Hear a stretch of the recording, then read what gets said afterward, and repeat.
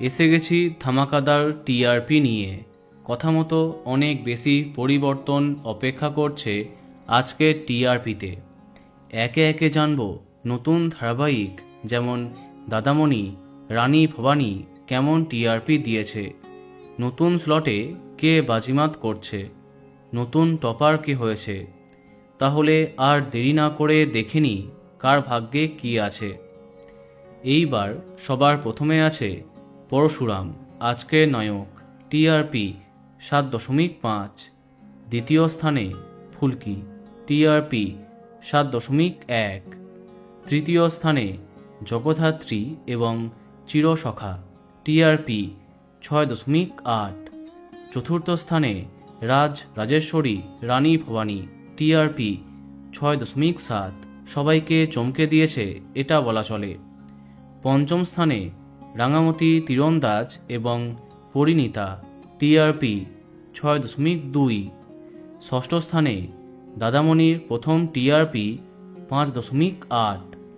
সপ্তম স্থানে অনুরাগের ছোঁয়া, গৃহপ্রবেশ এবং চিরদিনই তুমি যে আমার, এদের টিআরপি 5.7। অষ্টম স্থানে কথা, টিআরপি 4.9।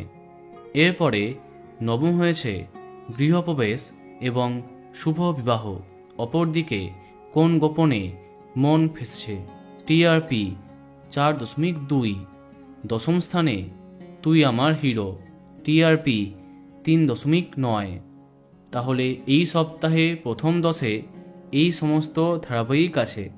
এবার দেখা যাক বাকিদের কি হাল। এরপরে 11তম স্থানে আনন্দী, টিআরপি 3.8। 12তম স্থানে কুসুম, টিআরপি 3.7। 13তম স্থানে গীতা এলএলবি, টিআরপি 3.6। 14তম স্থানে মিত্তির বাড়ি, টিআরপি 3.3। 15তম স্থানে তেঁতুল পাতা, টিআরপি 2.7। 16তম স্থানে রোশনাই, টিআরপি 2.6।